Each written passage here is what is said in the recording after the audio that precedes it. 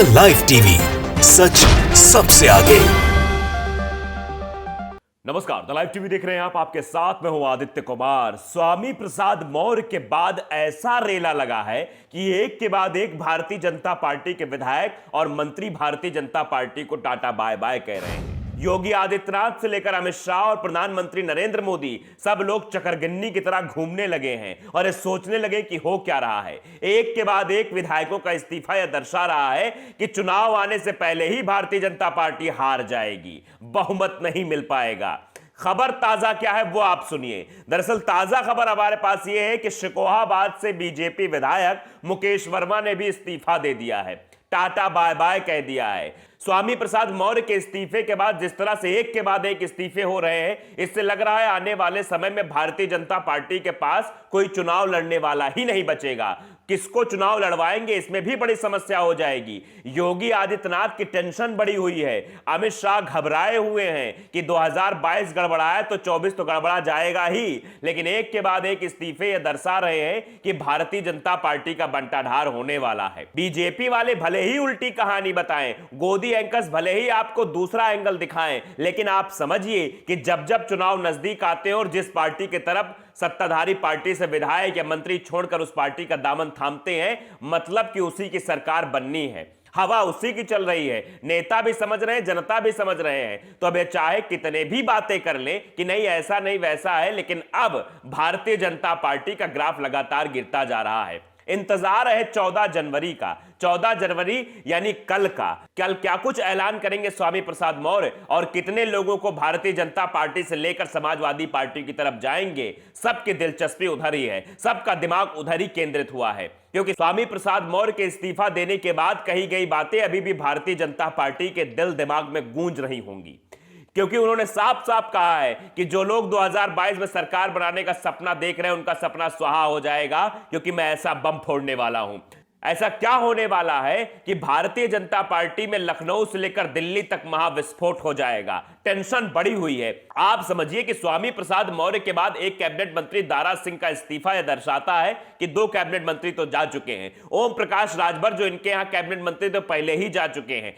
अब बारी है एक और कैबिनेट मंत्री जिनका नाम चर्चा में चल रहा, नंदगोपाल नंदी। क्या कुछ होगा यह वक्त बताएगा, लेकिन अभी की जो अपडेट निकलकर सामने आ रही है वो ये है कि सीधे सीधे मुकेश वर्मा ने कहा है कि मैं अवगत कराना है कि भारतीय जनता पार्टी के प्रदेश सरकार द्वारा अपने पूरे 5 वर्षों कार्यकाल के दौरान दलित, पिछड़ों और अल्पसंख्यक समुदाय के नेताओं व जनप्रतिनिधियों को कोई तवज्जो नहीं दी गई है और ना ही उन्हें उचित सम्मान दिया गया। इसके अलावा प्रदेश सरकार द्वारा ही दलितों, पिछड़ों और बेरोजगार नौजवानों, छोटे लघु एवं मध्यम श्रेणी के व्यापारियों की भी घोर उपेक्षा की गई है। यह बाकायदे इस्तीफे में लिखा गया है। आप समझिए कि भारतीय जनता पार्टी 2017 में जिस ओबीसी वर्ग के वोटर्स के बदौलत सत्ता पर काबिज हुई थी, जो 40% ओबीसी वोटर था, इनके साथ था। चाहे वो कुशवाहा की बात की जाए या फिर बात की जाए स्वामी प्रसाद मौर्य की, या हम बात करें ओम प्रकाश राजभर की, ये सारे नेता इनके साथ थे, कृष्णा पटेल, अनुप्रिया पटेल, सब। लेकिन अब आप देखिए, संजय निषाद का नाम मैं भूल गया, संजय निषाद भी।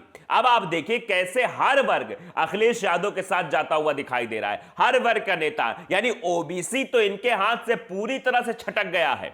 ये इस भ्रम में जी रहे थे कि हम सब कुछ ठीक कर लेंगे, लेकिन आप समझिए ठीक कुछ नहीं होने वाला है। अब भारतीय जनता पार्टी का विनाश होने वाला है, क्योंकि जिस तरह की खबरें सामने आ रही है और जिस तरह की बातें उन्होंने कही हैं वो समझ में आती हैं। उन्होंने कहा क्या है ये भी आप सुन लीजिए कि Swami Prasad Maurya is our leader. Swami Prasad Maurya हमारे लीडर, ये मुकेश वर्मा ने कहा। We will support whatever decision he takes. वो जो भी फैसला लेंगे हम उनके साथ खड़े रहेंगे। Many others leader will join us in the coming days, he says. उन्होंने कहा कि कुछ और दिनों में कुछ और नेता पार्टी का दामन छोड़कर यहां आ सकते हैं।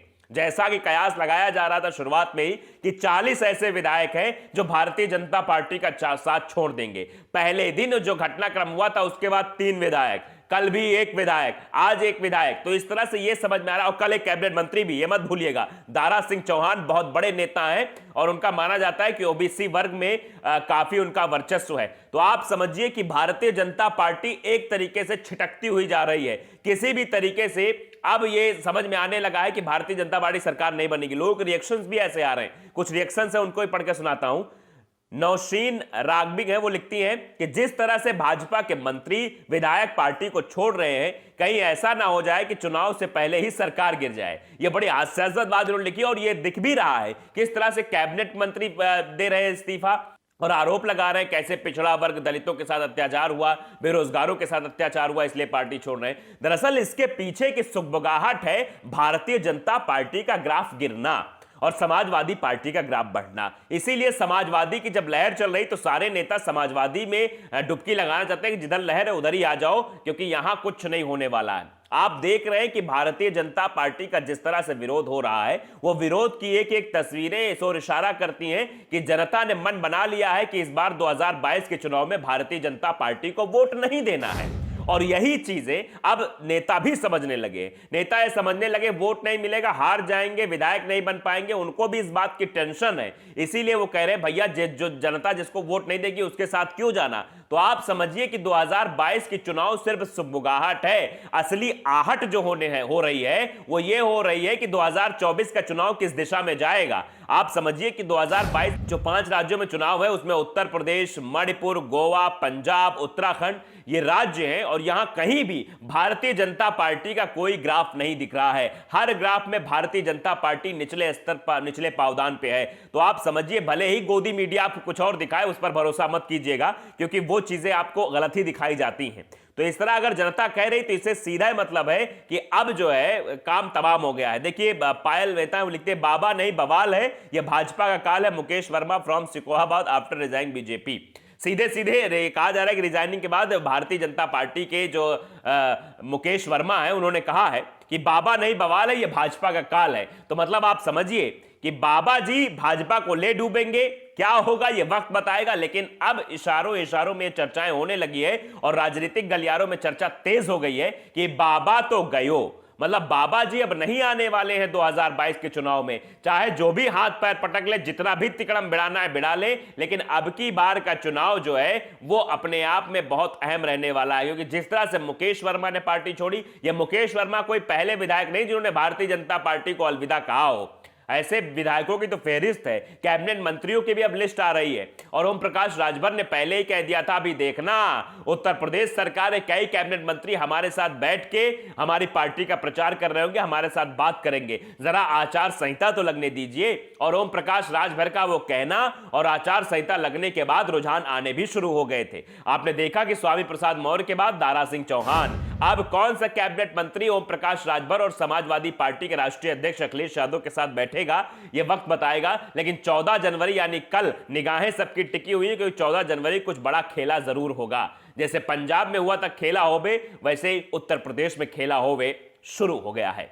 द लाइव टीवी को अगर आपने सब्सक्राइब नहीं किया, सब्सक्राइब जरूर करिए, बेल आइकन दबाइए ताकि सच खबरें आप तक पहुंचती रहे। नमस्कार। द लाइव टीवी, सच सबसे आगे।